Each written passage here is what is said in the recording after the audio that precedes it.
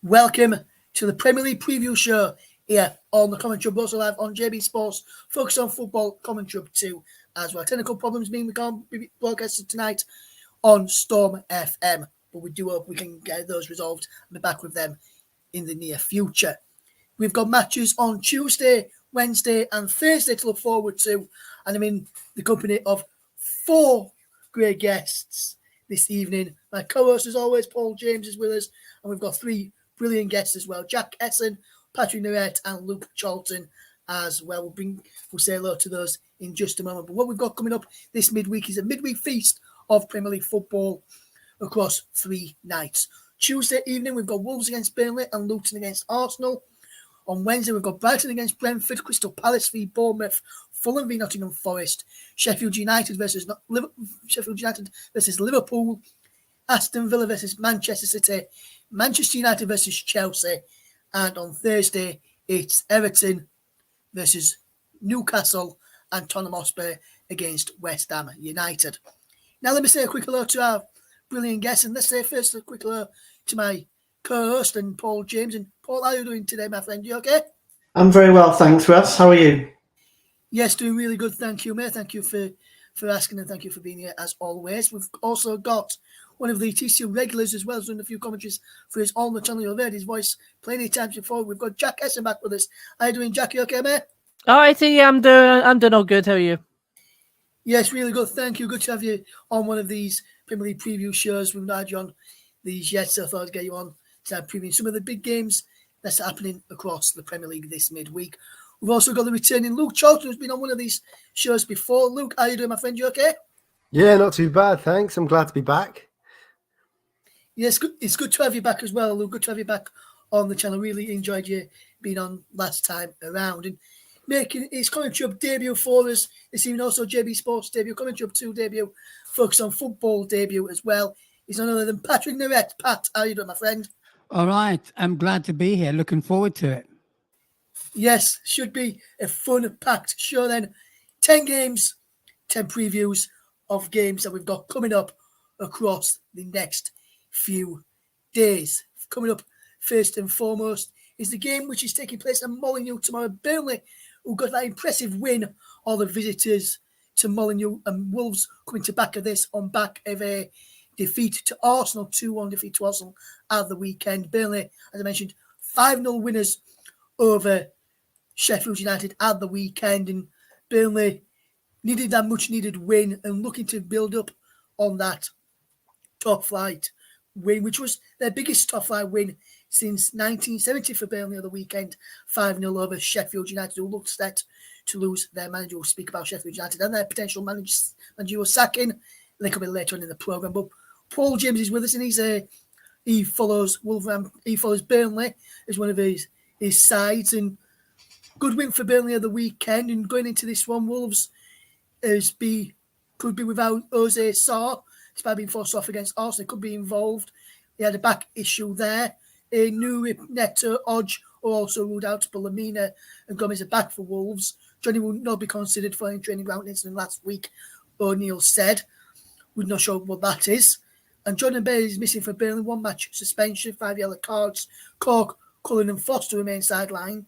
But going into this one, Paul, Burnley must be in really good mood, having beaten Sheffield United 5-0. I know Sheffield United at the bottom of the Premier League at the moment, but lost the last few matches at home and lost 7 of the last 8 matches. It must have been a really good boost for Burnley going into this Wolves game, getting a victory against Sheffield United, but also a victory, but also a clean sheet as well.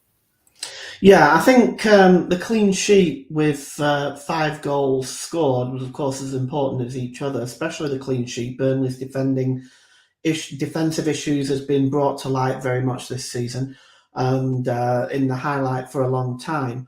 So to get a clean sheet was fantastic. It certainly would have done the goalkeeper Trafford a lot of good, because let's face it, he's become under some stick as well from Burnley fans, a lot of which I think has been unwarranted, but nevertheless he has felt that.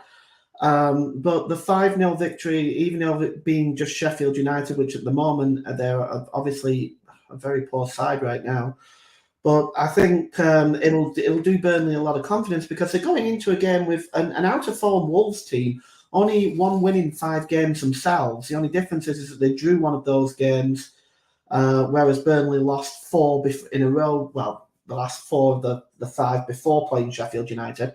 So it's I actually see it being pretty close. And Burnley's record against Wolves is pretty decent. They're unbeaten in the last 5, winning 3 of those games, including a recent 4-0 victory at Molineux on the 25th of April 2021. So I actually think this one will be very tight, Russ. Yes, I think it could be tight as well. I think Wolves' own form has been good of late, but Burnley, they've got that win, got that momentum behind them now, got that first win in a long time in the Premier League, and they're looking to build on that win and take much needed confidence into this one. Whereas Wolves, they're coming back off a defeat against Arsenal. That's not going to do them any world of good going into this game, will it, Paul? No, and I think it probably. I saw some of the highlights of the Arsenal game, and I think at the end of the day, Arsenal probably could have run out bigger winners than just 2-1. But I think to be fair, it's hard to judge Wolves against a team like Arsenal, who are really in absolutely fantastic form themselves. They're top of the league. They must be buoyant right now. And having covering them on the channel, which is basically, I cover most of the Arsenal games on the TC Up channel. I know a little bit about them, and right now they're playing extremely good football with Odegaard back, playing extremely well. I think it's hard to really pit Wolves' general form right now against an Arsenal team. I mean, they did lose to Sheffield United, of course, 2-1 away from home, but they've picked up a valuable point at Newcastle, and of course they beat Spurs at home as well. But they did lose to Fulham away, so it's very difficult to say, and I do think it's going to be a very close game. Yes, I'm thinking probably 1-0 either way, Paul. I'm not sure which way it's going to go. So let's see and move on to the next game that we've got coming up. And the next game is between Luton and Arsenal. Arsenal, as I mentioned, coming to this top of the table, brilliant win of the weekend against Wolves. Could have won by more. They take on a Luton side who was beaten in the weekend to Brentford by 3-1. And Arsenal, as Paul mentioned, they could have won Wolves by quite a number of more goals compared to what they did win. Luton, from what we were listening to from when I spoke to Molly earlier on the review show, have played well, and Brentford didn't take much of their chances in the first half, and Luton dug in, and it was just when they lost Tom Lockyer where it all changed for Luton. He went off injured at the break. So for me, I think depending on how Lockyer is, I know it's going to be a tough game. Well, I think with Lockyer in the side, he could prove a difference and potentially give Luton a bit of hope or gain something like this one. I know it's going to be a tough ask from coming up against top of the league, but Luton fans have got to live in hope more than anything if they are to get anything out of this one. How do you see this one going, Pat? And what have you made to Arsenal's season so far, and also Luton's season so far, Pat, as well? I think Arsenal's season has always picked up from last year, basically, and carried on. They got that 2-1 against Wolves at home over the weekend. But again, it was touch and go over the last 20 minutes or so when Wolves got a goal back. I always wonder why managers make substitution with 15 minutes or 20 minutes to go, thinking, oh, the game is done. But it wasn't like that at all. The last 20 minutes was really difficult for them. But with regard to Luton, they're not a bad side. I've actually watched them a few times this year. And, they lost to Burnley 2-1. And then they got a draw against Nottingham Forest 2-2 away, and a narrow they got beaten by Tottenham 1-0 and Tottenham had 10 men, and they drew with Liverpool. So it's not easy. And also they beat Palace as well. So it's not going to be easy for Arsenal. I think I can see Arsenal working for this one, going down there on a small pitch, a probably bumpy pitch. Will Arsenal be able to play the game they want to play, which is the possession game? Luton are in your face all the time. The old sort of, I don't know, as you used to call it, the old first division, get stuck in. And Arsenal not going to find it easy. But for me, I think the form of Arsenal at the moment, I can see Arsenal just edging this one. I would say, if you were to push me with scores, I would say probably 3-1 to the Arsenal. But it's not going to be easy. Yeah, as you said, Pat, it's not going to be easy. Liverpool found out that it's not easy against Luton at Kenilworth Road as well. They got a draw. Luton got a draw against Liverpool there as well. And the thing is, when they play Kenilworth Road, it's a lot smaller a pitch than, say, when you go to the Emirates or Anfield, Turf Moor, Molineux. The crowd are really on top of you down there. I'm wondering if that could make a difference in giving Luton the edge against Arsenal. Well, I think the way they play, they go back to front very early. So basically, teams like Arsenal want the ball on the ground so they can win it and pass it about. But it's basically second ball. It's 50-50 balls. The ball goes in the box very early. It goes down the channel very early. They don't mess around with it. They get it to midfield and it goes forward. It'll be something different for the Arsenal to get used to, because it's going to be what I would call your typical an English game, whereby no messing around, get the ball in the box as quickly as you can and then win the second ball and see if you can get a goal. So it's going to be a tough one, but like you say, I have been down there. It is tight and the pitch is a bit bumpy, but it'll be interesting to see if Arsenal will be able to play their wonderful football. But they're going to be into a game. For me, that game is like an FA Cup where you go somewhere, a lower division, and you don't want to go there. The dressing rooms are not very nice. You go down there. So it's going to be difficult for Arsenal, but I can see them, like I said. If Luton get a draw out of that, I'd be very surprised, but it'll be a win for the Arsenal. But it'll be a good game.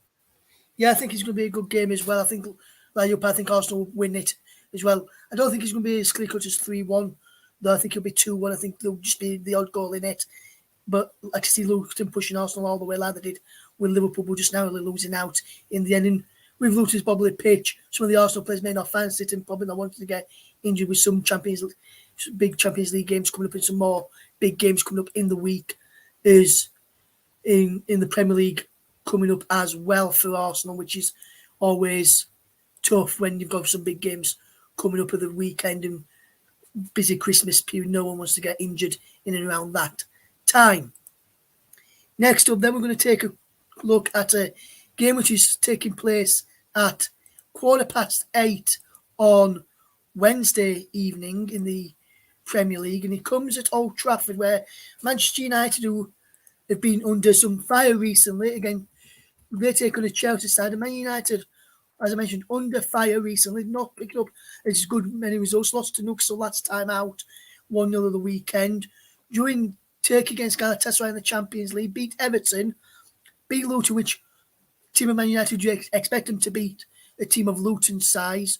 Lost to Copenhagen, narrowly beat Fulham in what was a tie game, and Fulham were very unlucky there. Lost to Newcastle in the Cup as well, so they've already been beaten twice by Newcastle. Lost to Man City, beat Sheffield United narrowly. They've not won that many games this season. And Man United, some people are questioning Erik ten Hag's form and tactics at this moment in time. With that, Jack, in mind, how do you see this game going? Because for me, I think if Chelsea play the game like they've done in recent games, either played against Tottenham when they beat Tottenham at the Tottenham Hotspur Stadium, like they did on the weekend as well, Chelsea will be a really tough ask for Manchester United to get something from in this game. They played really some good football against Brighton yesterday as well, and even down to 10 men, they still played some good football, still showed character, still showed willingness to make sure they got that 3 points, even when they were 3-2 in stoppage time. But Chelsea, been under criticism themselves as well, not playing that well, lost to Newcastle in recent weeks. They drew with Man City 4-4. So there's games where you see them not expecting to win, like Tottenham, you probably expect them to win there. 2 red cards change that. You probably expect them to drop points against Man City. The drew that game 4-4. You probably expect him to get something against Newcastle. Lost that one. Beat Brighton, who's a tough ask. I see this one going, Jack. Yeah, well, exactly as you said there. I feel like with Manchester United, that win against Everton the other week, the 3-0 win at Goodison Park, is really almost been the highlight of the season so far in terms of victories. A lot of the other games they've really scraped through. They've had some terrible results, of course, most notably that 3-0 defeat against Manchester City. So despite the fact that Manchester United are 7th and Chelsea are 10th, it does feel like Chelsea maybe have a little bit more about them at this point in the season. I was looking at the head-to-head before this, and it does not make for good reading for Chelsea. The last time they beat Manchester United was back in November 2017, and that was a 1-0 win at Stamford Bridge. They haven't beat them in the last 6 in all competitions. That's followed 5 straight draws, and of course that 3-1 or 4-1 defeat at Old Trafford the last time these two met. So when you look at the head-to-head, it doesn't look convincing for Chelsea, but I think they are backed up by a lot of good performances against the teams in and around them by and large. Of course, you mentioned the defeat to Newcastle United 4-1.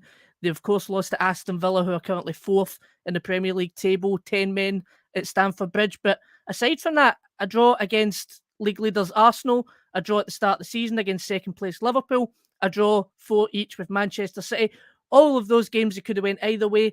The 4-1 thumping of Tottenham, of course, there was a massive amount of circumstances around that win, but they still walked away, I would say, deserved winners. So it feels like they've had a bit more about them. They've had a bit more experience and shown a bit more, I guess, bravery and quality against the top opposition. Manchester United, on the other hand, have lost to Arsenal. They've lost to Manchester City. They lost to Newcastle all the same, albeit, of course, not in the same way. So when you look at it in that sense, when you look at all those draws, they're not obviously beating these teams, but they're getting results against them. It feels like that could be the way the game goes. It feels like it's almost set, just the way that head-to-head record's gone, just the way Chelsea performed against the teams in and around them, or above them even this season with the games that I've just mentioned, that it feels like it's almost certain for either a draw or Chelsea could steal it. I mean, you look at Manchester United in terms of the goals that they've scored this season. They've only scored 16 goals in 14 games. They've, of course, conceded 17. That makes a big difference as well. They've hardly really had a goal scorer this season. When you look at the top goal scorers as well, the top 2 are Bruno Fernandes with 3 goals and Scott McTominay with 3 goals. 2 midfielders have not had a striker this season either. Marcus Rashford has been behind the pace with just 2 goals. And then you look at the flip side with Chelsea in terms of goal scoring. Nicholas Jackson, 6 goals. Raheem Sterling, 5 goals. Cole Palmer, 4 goals. They've scored a lot more than Manchester United this season. When you put that all into perspective, it feels like it's going to be a tight game because it still feels like the two are quite close to each other. But I think Chelsea have enough about them where they could nick a result at Old Trafford. Yeah, and do you think if Chelsea were together win at Old Trafford on Wednesday evening, Jack, that could pile even more pressure on Eric Ten Hag? Because I know he's been under some scrutiny at the moment. Do you think it could put a bit more pressure on him? Yeah, massive pressure. Massive pressure on him. Before this game, I think even if he gets a win or even a draw, there would still be a ton of pressure on him because, as I said, I mean, you look at the outlook for them, they're sitting on 24 points. A win could take them as high as potentially 5th. They're still in and around that area. You could easily see them still be in the hunt for the top 4 come the end of the season. I don't know how much was expected of them, but I think that in the grand scheme of things wouldn't be a terrible thing for them. But as I mentioned, it's just the way that they're playing. They're not scoring enough goals, and that really does irk Manchester United fans when they're not playing in a way that looks good, that they're not playing in any kind of style. They're scraping through games, and that, it's not a good sign for them because when it comes to being the manager of Manchester United, it isn't just about winning games. It's about doing it with a style. And if there's not a style there, then the fans will just turn against you. Absolutely, Jack. Any team fans would turn against you if you're not performing, especially to the high standards that you would be expecting. Next game up then, we're going to be focusing on is a game at Villa Park, which sees Aston Villa taking on Manchester City. Man City not getting the result they wanted of the weekend against Tottenham Hotspur. Aston Villa drawing 2-2 of the weekend as well. It's going to be a tough game for both of these sides. Man City knows we can't take this game lightly now after almost losing against Tottenham yesterday, and Villa almost lost against Bournemouth of the weekend as well on Sunday. Both of these teams coming into it on pretty decent form, I must have to say. If you look at Aston Villa's form, they've been picking up some good points in the league. Good point against Bournemouth. Struggling Bournemouth, we'd probably expect them to win that. They're winning the Europa Conference League on Thursday. Maybe that's why they didn't win. Bit of hangover from that game, with a bit of trouble happening before kick-off between the Legia Warsaw fans and local police.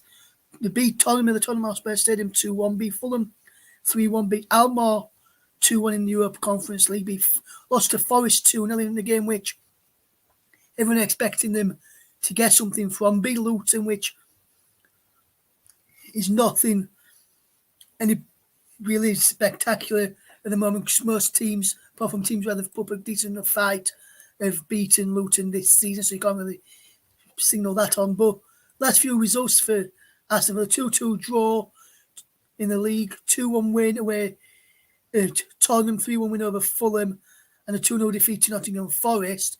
They're in a mixed bag of form, whereas if you look at Manchester City, they had a draw against Tottenham yesterday, but other than that, there were a few matches in the league. It was a 1-1 draw with Liverpool, 4-4 with Chelsea, beat Bournemouth 6-1, so only one win in the last four matches in the league.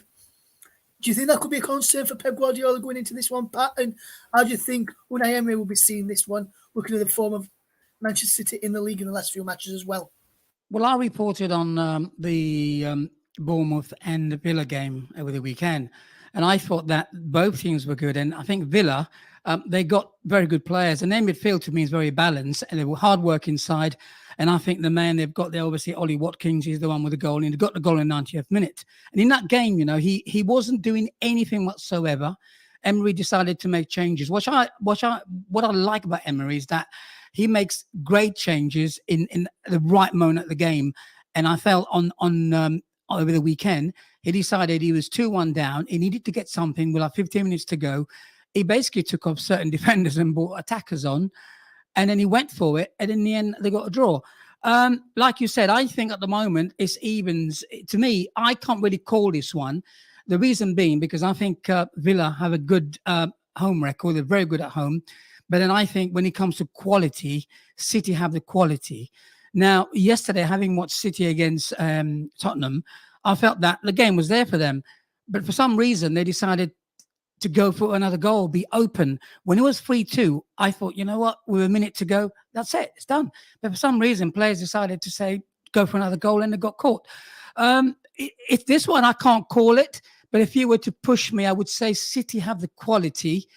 And I could see City dominating and maybe Villa getting something on a break if you had to push me. On a score side, I would say a 1-1. That's what I'm looking at the moment. Very looking at the form of both teams. Yeah, I think both teams are playing some decent football. Villa unbeaten at home in the last, I think it's 11, maybe even 12 matches now. Really good record. And they've even got a really good record since Unai Emery came in. What a transformation he's had at Villa Park, and especially under Ollie Watkins as well. You've seen a transformation in Watkins from where he was like pre-Unai Emery, and now post Unai Emery, where before Emery came in and now with Emery in the post. Some good performances from him now and getting those England call-ups, which are deserved England call-ups as well. I think when you look at this, both teams, City have more so picked up draws, where Villa picked up the odd wins here and there in the last few matches. For me, I think, like you, Pat, I think it could be a draw, this one. I'm going to go for Desmond. I'm going to say 2-2. I think there'll be more goals than what you were expecting in this one, Pat. I think it'll be a Desmond. But I think Villa, if they can get something from Manchester City, knowing what sort of quality City have got in their side, then it's going to be a bonus for them. No one's expecting them to get anything against Manchester City. Everyone probably expecting them not to pick up anything from this game. But like I say, the old form's good and key in this one. I can see them picking up potentially a point in this one. I'm going for a 2-2 job. I can see why some people may think City will do with the quality they've got. But don't forget, Villa have got quality in the final third. Leon Bailey, good performance from him over the weekend. Ollie Watkins, you mentioned, good performance. There's some good performance. John McGinn, even though I don't rate him as a player, I think he's been good this season for Aston Villa. So there's some key players that have got that. Yuri Tillemans, side from Leicester on the free in the summer, he's looked a good addition for Aston Villa in this side and this formation and style when Emery's playing. So it's going to be a tough. Both teams are going to find it tough, but I think it's going to be a 2-2 draw. I think if Emery comes out and Villa come out of this with a point, I think he'll be happy with that. Anything less, as long as he sees his side perform well, I think he's going to be. I think if he sees his side perform well and narrowly lose out, I think he'll still be pleased with the performance, with all the results. And I think a draw like UPAD could be the way forward in this. Yeah, just one thing I want to mention as well, Russ. I think Rodri got a booking yesterday, and I think he might not be able to play this game. I'm not quite sure. I think he's on 5 bookings, so I could be wrong, but maybe double check that because I think he got a booking yesterday. So it'd be interesting. The other thing, and just one last thing, which I saw on over the weekend, Douglas Luiz, what a player. I actually concentrated on him and watched him. I can see why he's wanted by the clubs. He is a really classed act from free kicks, getting the ball and passing it. Really top player. Yes, and also as well, I can tell you, Pat, you are correct. Man City are going to be without Rodri and Jack Grealish for the clash due to suspension. They both picked up their 5th yellow card of the campaign against Tottenham yesterday, which sees them miss a 1-match suspension. But that doesn't make City weak, does it? Because Dockie's on the left-hand side, so really, Rodri will probably he'll be missed. I mean, who did they put in there? Probably someone else in the middle to see. Who's come in when he's not played before, when Rodri's not been in there. And when he's come in, Phillips, some City fans have not liked him. For me, when he's come in, he's always done a good job for Pep Guardiola. He knows what to do. He knows when to go forward, knows when to sit. And then, see if he's got a Kanji alongside him, a Kanji can be the one that gets forward, or can be the one that sits, and Phillips can be the one that gets forward, and they can alternate who goes forward and who sits, because they're both really good defensively and both really good going forward as well if Akanji stays in that position where he played yesterday. But Rodri will be missing as well as Jack Grealish as well. Rodri has already served a 3-match ban this season for his straight red card in the 2-0 home victory over Forest in September. As if felt their absence when he wasn't involved that time. Could same be prevailing this time around as well, Pat? We'll have to wait and see on that, and is good to see there. Next up, then we're going to move swiftly on, but before we do that, just say thank you to Pat for joining us this afternoon. Really good debut on the show, Pat. He's part of the team at Football Live, reporting some weeks, producing the others. This coming weekend is on the producing trail on Saturday for Saturday's show, where we'll have Molly some tours on earlier on as well, amongst others on the show, keeping updated for some of the matches across the Premier League. In there, you'll be playing all the buttons behind the show while John Kane hosts that one. So really good debut on the commentary, and he's on Sunday's show as well, reporting on a game which we're going to which we'll preview for the weekend's matches later on. That he's doing Fulham against West Ham, checked out over on Brilla FM on the website brillafm.net, and you can find it on their app as well. Search for Sports Radio Brilla FM to listen to the best radio show for sports in play, live comment updates on matches with Football Live, with the likes of Barry Swain, John Kane, Patrick Noirette, Molly Sumter, and many others. Jack Hesson as well, Luke Charlton as well. Paul James will be making his debut over there as well this coming weekend as well. Make sure you check those guys out. And once again, Pat, excellent debut, my friend, and thank you for taking up some of your Monday evening to come on and chat with us this evening. Yeah, love talking football. Yes, and I love having you on here as well, Pat. Cheers, my friend. Thank you very much for that. Okay. Now we're going to move it swiftly on and talk about a game which could see one of the teams either managerless going into this one or have a new manager in place. That right is Sheffield United.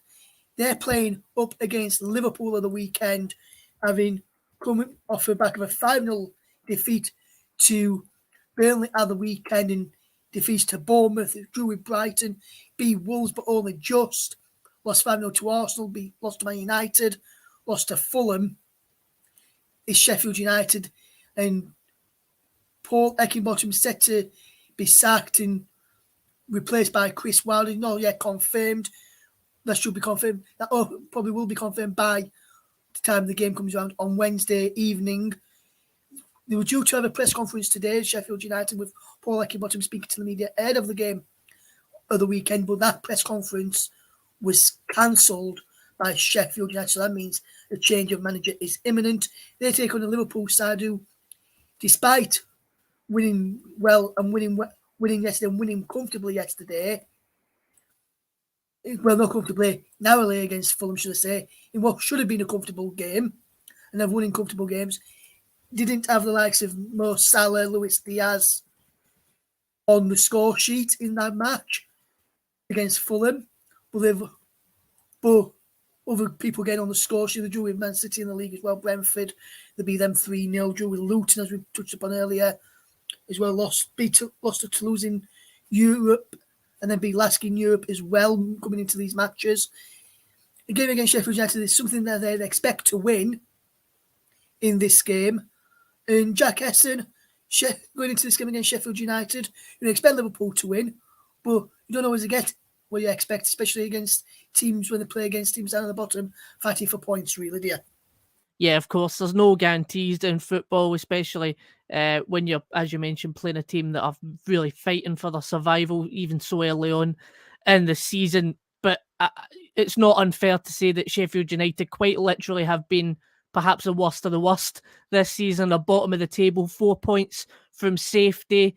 They, of course, just off the back of that 5-0 defeat to Burnley, who are just ahead of them. And that kind of game is really not a good indication of where you are when you're losing like that to a team in and around you. Yeah, it's not looking good for them in terms of what they could possibly do. They have the worst defence in the league with 39 goals. They've got the worst attack in the league with just 11 goals scored. Their top goal scorer, Ollie McBurney, with just 2 goals. He's going to be suspended, of course, because he got a red card at the weekend. They've averaged 2.8 goals conceded per game against, a really potent Liverpool attack. It doesn't look good for them at all. As you mentioned, they're going to potentially have a new manager with Chris Wilder. Paul Heckingbottom, he was speaking during the week, of course, having a pop at the ownership after the 5-0 defeat, saying we've been making financial decisions rather than football decisions. And when football managers start speaking their mind, then that's really when you know that they're soon to be out the door. So we expect, of course, there'll be a new manager in place. And I think that gives them a bit potentially of hope. And there's a few things I think that maybe do give Sheffield United some hope in the game. The first one, of course, Mo Salah, the top goal scorer with 10 goals. The next one down is Darwin Nunez with just 4 goals. So you think about it tactically, you think about trying to keep Salah quiet in the game, and then, not easier said than done, you can deal with the lesser attacking threats this season, of course. You look at Liverpool's away form as well. It hasn't been particularly good. 9th in terms of away form. They've winless in 3 away games. That's, again, not a good indication. And then the one big thing I think that gives Sheffield United some hope in the game is, of course, Liverpool went to Luton Town, a game that many expected Liverpool would be able to go and have a rout at that game. And of course, Luton took the lead, and it was a late goal by Luis Diaz that equalised for Liverpool in a game where Luton looked like they had Liverpool sussed tactically. They were taking them and hitting them on the break, and that's how they got their goal. And then for Liverpool, who squandered chances throughout the game, it really was a bit of magic at the end from Luis Diaz to try and pull them back into the game and prevent them from losing that. It feels like a similar situation. If Sheffield United are able to frustrate Liverpool, if they're able to then try and hit them on a counter, they might get something in this game. But I think the way that Sheffield United have been at the moment in terms of form, that's wishful thinking. Of course, the big marker that you can look at for this game is the losses against Arsenal 5-0, the big loss against Newcastle United by 8-0 at home. It could, of course, Liverpool have the tools to inflict that same kind of result. So for Sheffield United, really, it's about trying to, I think, frustrate Liverpool. It's about looking at what Luton done well in that game at Kenilworth Road, where they drew 1 each, trying to frustrate them, trying to hit them in the break, getting a bit of luck as well with Liverpool potentially missing some chances. I think Liverpool would need to possibly have an off day. As you mentioned as well, the game at the weekend, 4-3 against Fulham, a game they perhaps expected to be a bit more comfy for them, but they had to claw it back at the last minute again. Some say that's a mark of champions, but others would potentially say that that's, scraping results against teams where they should be doing a lot better against. So I think it adds a variable to the game where we don't really know what could happen, but we know that if Liverpool do decide to turn up, that they could inflict damage on Sheffield United. And really, Sheffield United are looking at hoping Liverpool have a bit of an off day and hoping that they can perform the best they can this season, potentially under a new manager, of course, with Chris Wilder potentially coming back for Wednesday night. Yes, and I just want to touch upon that you just mentioned there. If Sheffield United do get rid of Chris Wilder, fetch Chris Wilder back in and get rid of Paul Heckingbottom between now, before Wednesday evening, do you think Sheffield United will have a bit of a chance of getting something out of that with that new manager bounce as some teams normally have? Or do you see Liverpool still winning this one, Jack? How do you see that going if Sheffield United replace their manager? Because for me, it doesn't matter if you can replace the manager with Sir Alex Ferguson or Pep Guardiola. For me, if it's the players that aren't good enough for Sheffield United, they've not invested enough quality into this side. They've kept with the same players who got them up and then took them back down again and after 2 seasons and then gone back up again. They've not invested much money into that squad. Do you think if Wilder comes in, do you think they could potentially get something against Liverpool, or do you think Liverpool will be proven too strong for them? Well, I think for Chris Wilder, it's if of course, and we do expect him to be announced for him. I mean, really, it's kind of win-win. You could come back on Wednesday night and they could get absolutely, trounced from start to finish by Liverpool, and it could be an emphatic Liverpool win. No one's really going to judge Wilder on that by just one single game where he's had to jump in at the last minute, really potentially unexpected to jump in on Wednesday night. He maybe didn't expect it on Sunday. We're not too sure. But yeah, so it's hard to blame him if it doesn't go well for them on Wednesday, like I think most expect it won't do. But if they do get a win, if they do get a draw, then it's a perfect start for him and it's a springboard. And, people talk about the new manager bounce. It's, maybe a psychological thing more than anything. Does it really exist? Is it really a thing? It's hard really to tell, but I think, a change in the dressing room, a change in attitudes might spring a different result. It doesn't really help that they're going for somebody, of course, that's been there before, that's been sacked previously, and they're going back to him. As you mentioned, most of the team are the same team that were there when he was left in the first place. So, I mean, it might not have the same effect as maybe a new face because it isn't a fresh face, but I don't think any of that really matters come Wednesday night. It's going to be difficult for him to come in and try and put a stamp on the team again to get a result. Liverpool could go and have a field day.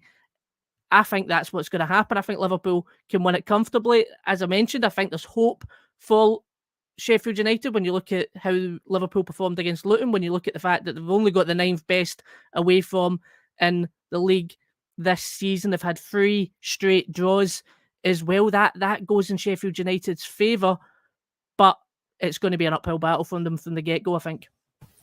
Yes, absolutely, Jack. And Jack is also from Football Live and also appears on the occasional commentaries for us at the commentary. But if you want to listen to Jack next in action on the Football Live show, you can hear him on the 17th of December when he looks over and reports on the big game between Liverpool and Manchester United of that weekend. And then hopefully during the Christmas period, hopefully we'll be able to try and get Jack on and a few commentaries over the Christmas period here on the commentary hub as well. Excellent stuff, as always, from Jack here on the commentary hub. And a big thank you for making your preview debut here on the commentary hub in the long-awaited return after your commentaries a few weeks ago in the tournament against Chelsea game. Well, thanks for joining us again tonight, Jack, and you've been really good to have you on tonight, mate. No, absolutely. Always a pleasure, and I'll see you at the next one. Yeah, cheers, Jack. We'll be back. We'll get Jack on next time in the near future, back on the channel, hopefully over the Christmas period. Let's just remind you what we've got coming up now on the channel over the next day or so. And we've got live off-tube remote commentary on the game between Luton Town and Arsenal on Tuesday evening. We've got Paul James, who will be providing you with commentary on that one on Tuesday evening. I'll be presenting and we'll be on air from 8:10 in the 8 o'clock Tuesday evening for the coverage of that one for you.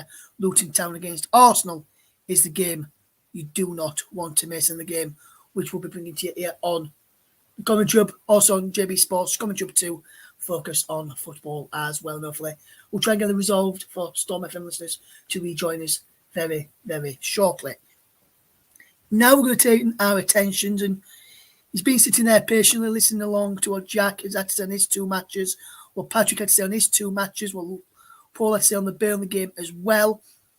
We've got the returning Luke Charlton with us now, and we're going to be touching upon one of the games that we've got coming up this midweek. He's on Wednesday evening. It's Brighton and of Albion against Brentford in this game, and it's a good match to watch, I would say. Brighton play some good football in recent weeks. So too are Brentford.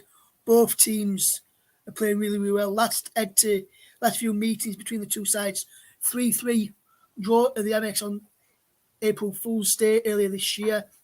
2-0 win for Brentford at the GTEC Community Stadium back in October of last year. Boxing Day in 2022 was a 2-0 win for Brighton at the Amex, and back at the GTEC was a 1-0 win for Brighton back in September 2021. The form guide for Brighton is a loss, win, draw. For Brentford is win, loss, win, win. The current sit 8th, Brighton, Brentford in 11th. And there's going to be some good players on the show. Evan Ferguson and Brandon Buemo, both on 6 goals apiece. Pivot Stepinian, Pascal Gross and Brandon Buemo, 3 assists apiece. Nogo top of the tackles with 39 tackles he's made. He plays for Brentford. And Lewis Dunk of Brighton, he's made the most passes with 1,243 in total for the season in the Premier League so far. This is going to be a good game for both sides, one which I can see Brighton wanting to get back to winning ways in front of their own fans after losing to Chelsea. If they want to continue their winning run after beating Luton at the weekend. How do you see this one going, Luke?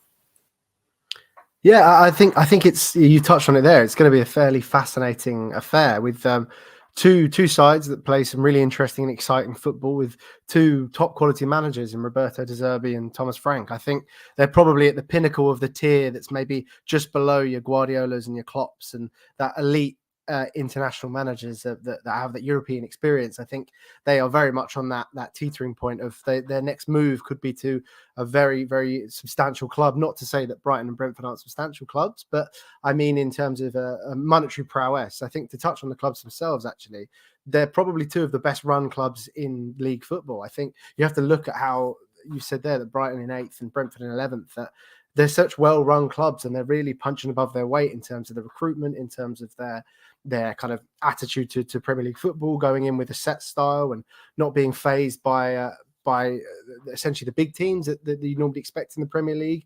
They really can punch it with the best of them, I think. So it's going to be a really interesting game. And you touched upon there, I think, the previous results to say how Brighton did not register a win against Brentford last season with a draw and a defeat. And the season before, then Brighton were undefeated against Brentford. So I think it's very much it could go 50-50 either way. I think the favourite at the moment probably goes in Brighton's favour just because their home record in the last few matches has been really strong. I think they're undefeated in the last 4 games at the Amex. So I think I'd have to favour Brighton in that sense. But both sides have got some really key factors. And I think Brentford especially have probably performed a lot better than maybe people expected with the ongoing kind of absence of Ivan Toney. They've really seen a lot of players step up to the breach in Brian Mbuemo and Johan Wissa. They've really kind of come to the fore and covered the goals that they're missing with Toney's absence. And I think yeah, it will be a fascinating game. But with Brighton have some excellent attackers themselves. They've got Mitoma, Ferguson, you touched on. There's a wealth of attacking talent for both sides, and it could be a lot of goals. And yeah, it's going to be one of the standout games for Wednesday. I think that may not be, as you say, one of the bumper fixtures like Man United Chelsea. I'm sure a lot of people are going to have their attention on, but I think Brighton Brentford could be a really interesting match. Yeah, so I'm really looking forward to it. Yeah, it really should be a really good game. But like I said, both teams playing very good football as well at the moment. Brighton now losing out to Chelsea yesterday on Sunday, should have said 3-2. And they really should have probably done a bit better. Probably should have won that game as well, especially with Chelsea going down to 10 men. Brentford with a good win. Better second half from Brentford, I was told by Molly earlier on the review show from the weekend's matches. Go and check that out when you've watched this, after you've watched this one, to listen to what Molly said about Brentford against Luton and Brentford's performance on the weekend and how they've played so far this season. If you look, but for me, I think both teams are going to be playing some good football, but I think it'll be a tough game, and I think there'll be the odd goal in it in that one. Let's move on to the next game, and it's a game which is taking place at Selhurst Park, and Luke will be previewing this one with us as well. It's Crystal Palace against Bournemouth, and it's been some decent results in previous meetings and some good form guides. Let's run you through the form guides. First of all, Crystal Palace a draw with West Ham, a loss to Luton, a loss to Everton, beat Burnley, which is not hard at this moment in time. Sorry for that, Paul and JB, if you listen. And lost to Spurs, whereas Bournemouth on the other hand, it's a draw against Aston Villa, beat Sheffield United, beat Newcastle, lost to Man City and beat Burnley as well. So there's some good results in there. Biggest defeat was 6-1 against Man City, but they've beat Burnley 2-1, 2-0 against Newcastle, 3-1 against Sheffield United, 2-2 against Aston Villa. Main goal scorer out of both teams is Dominic Solanke. He's got 7 goals in the season so far in the Premier League. Odsonne Edouard with 6 after his goal on Sunday against West Ham United. Jordan Ayew and Jean-Philippe Mateta with 3 assists each. Mike Christie has got 2, 1 behind them going into this game this weekend, this midweek, should I say. Joachim Andersen, most passes out of the entire teams with 898 passes. Jekyll Decore, 34 tackles made, just leading his teammates Tyrone Mitchell and Jordan Ayew, who's both on 32 and 30 respectively. This is going to be a good match, this one as well. Luke, how do you see this one going? Crystal Palace coming into this on the back of a draw, 1-1 with West Ham. Bournemouth coming back of this off of a 2-2 draw with Aston Villa. How do you see this one going overall, my friend? It's another interesting one. I think probably on the scale of excitement, maybe not as high as the Brighton Brentford fixture, just because I think Crystal Palace in particular, playing at home at Selhurst Park under Hodgson, they're very pragmatic. They are very effective in terms of Premier League football. Maybe not the most glamorous, but they get the job done. And I think for Bournemouth, they're a surprise package at the moment. I think a lot of people at the start of the season would have tipped them to struggle, particularly given the surprising dismissal of Gary O'Neill at the end of the summer transfer window to bring in Iriola. And it was very questionable, I think, to say, particularly given how well Wolves have done with Gary O'Neill at the helm in the last few weeks. They're above Bournemouth in the table. So it was always a surprising one. It raised a few eyebrows, I think, when that decision was made. But they clearly seem to have turned it around. And I think there's something with Bournemouth where it takes a thrashing from an opponent for them to really see that they can go back to kind of basics, keep it simple, and start to work effectively. So I think the season, last season, with the 9-0 loss, the defeat they experienced, and they brought in Gary O'Neill after Scott Parker's dismissal, and that really started to change things there. But with the 6-1 loss, as you mentioned, to Man City in a few weeks ago, they've regrouped, they've reset about themselves, and they came back with a very, very dominant 2-0 win over Newcastle. It was a very effective performance. They really carried themselves well, and they outperformed, I think, better than people expected them to. And they followed that up again with a victory over Sheffield United, and then a very solid point against a high-flying Aston Villa side at the moment as well. So I wouldn't be surprised if Bournemouth were to come in quickly and come in with a lot of intensity and really catch Palace off guard. I think they've got some exciting players. They've got Justin Kluivert. They've got Dominic Solanke up front, as you said, scoring a lot of their goals. So there's a lot of potential there for Bournemouth to come in and take all 3 points. But I think Palace, as I say, at home, they're not going to be pushovers. They're well organised. They know their roles. And I think I've heard some talk that Eze may be fit for the game. And I think him playing with Elise, which Palace fans have been crying out for all year, but they haven't really had the chance to see it due to injuries. If they can play together, then they can be really effective. And I think if you leave them to be creative in a game like this against Bournemouth, where it's going to be fairly cagey, it's probably going to be fairly, as I say, two well-organised defences that are going to try and kind of counteract each other on the break. I think they could be the quality that's needed to unlock Bournemouth's defence and to give Palace a victory. So it's a finely balanced game. I think personally, I would say that I'm going to sit on the fence here and probably go for a draw, just because I think they'll cancel each other out in the majority of the match. But yeah, it's another interesting one, but for different reasons from the Brighton and Brentford game. Yes, absolutely, indeed, my friend. Absolutely, indeed, Luke. And very big thank you to you for coming on as well this evening.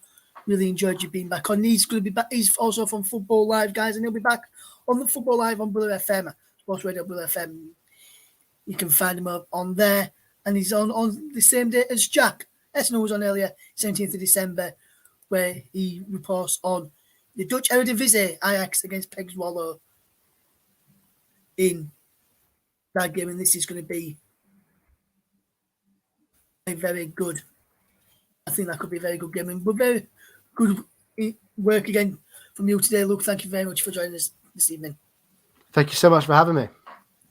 Yes, no problem, Luke. Thank you very much for Luke Charlton there, who was excellent as always this evening. We're now going to move on to the final 3 matches of the show. I'm going to go through these very quickly, Paul. Just get your overall thoughts and then your predictions, then a prediction at the end if you want to give a prediction, or just your overall thoughts. Next up is the game between Fulham, and they're taking on Nottingham Forest. And Nottingham Forest are not playing as good football at this moment in time. 2 recent meetings was a defeat for Forest in September 2022 at the City Ground 3-2, and a defeat of Craven Cottage 2-0 in February 2023. Forest going into this on the back of three straight defeats. Let me put my teeth back in. And Aston Villa with a victory of Aston Villa and a defeat to Liverpool. Whereas Fulham, they're coming to it on the back of a 4-3 defeat to Liverpool, where they could have potentially got a point. Beat Wolves 3-2, lost to Villa 3-1 and lost Man United 1-0. And drew with Brighton 1-1. Fulham sit 14th, Forest 15th. There's just one win between them, with Fulham having 4 and Forest having 3. So 7 wins between them, 7 draws between them, and 14 defeats between them both. In this one, Tawa Awonye, 4 goals, and Anthony Langer 3 assists for Nottingham Forest, above top of the assist and goal scoring charts respectively. Also joining Elanga on 3 assists is Anthony Robinson of Fulham and Harry Toffolo of Forest. Tim Reamer's got played the most passes, with Yao Polina making the most tackles. This is going to be a tough one for Forest to get anything out of. But with Fulham going into this back on the back of the defeat as well, Paul, it's going to be tough for this one. I think this could be a draw. This one. How do you see this one going, Paul? Well, this one's a really tough one, Luke. Sorry, Russ, because if you take Forest's situation right now, they've lost 3 on the bounce, 4 out of 5 defeats. Fulham aren't doing much better. Both are defensively weak. Fulham have an average goals conceded per game of 1.86 goals against average. Forest have 1.57. Missing Taiwo Awoniyi, if they do not have a fit Taiwo Awoniyi, I see Forest as being severely disabled at that point. For me, it's very difficult to predict this one. I am going to go for a draw with that, Russ. I don't see Forest getting the victory right now. They're not playing well enough. These defeats that have come about, the performance against Everton was very poor. The defeat to Brighton, the defeat to West Ham. I think it could be a struggle for Forest tomorrow. Yes, absolutely. I think Forest could struggle as well. I think Fulham will comprehensively win that one as well. I think Fulham will win by 3 or 4 goals in that one tomorrow, probably 3 or 4-0 as well. I don't think Forest will score. Because to be honest, I can't even see where Fulham are going to score from. We're going to move on to the final couple of matches now, and it's on to Thursday evening's games now. And starting off with the 8:15 kick-off between Tottenham Hotspur and West Ham United. You saw Tottenham yesterday. I saw West Ham yesterday, Paul. For me, West Ham had a lot of possession, just didn't really do much with it against Crystal Palace and were punished for sloppy mistakes. With Spurs, I think I saw that game. I'm watching that game as well. I thought Spurs showed why they can be good 1 minute, bad the next. It's good. I think it's going to be a tough game for them to call, in my opinion. I think Spurs may just edge it though with the factor and the crowd behind them. But how do you see this one going, Paul? Because I think it could be a 2-1 win for Spurs in this one. It's a London derby. You can never tell. Spurs were giving the ball away a lot against Manchester City on Sunday, and probably should have been that game should have been over by half time. But from what I can see, Spurs, as you say, are very capable of creating chances and scoring goals.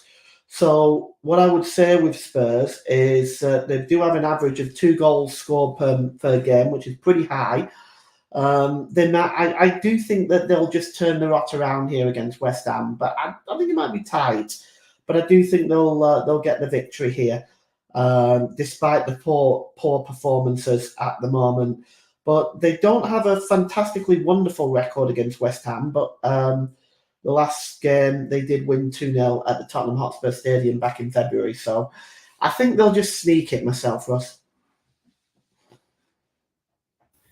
Yes, I think Tottenham could potentially sneak this one as well. I think it's going to be a tie game though, but I think they're going to sneak it. We're going to go to the final game now, and then we'll wrap up with the show. It's a game between Everton, who got that 10-point deduction coming up into this, against Newcastle United, who are going to be without Nick Pope, who has been reported earlier on that potentially could be out for up to 4 months, and that's why they're potentially looking at getting some replacements in.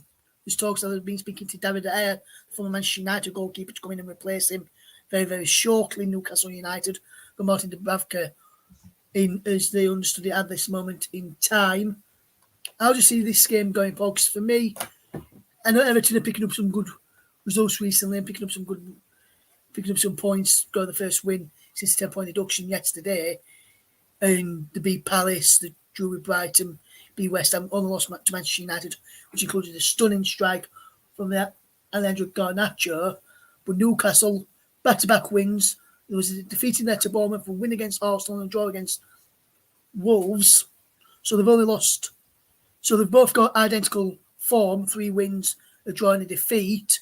What do you see this? How do you see this game going in this one? And do you think Everton can get another win in this one and move even further away with the point deduction, or do you think Newcastle will have too much for them and get all 3 points out of this one?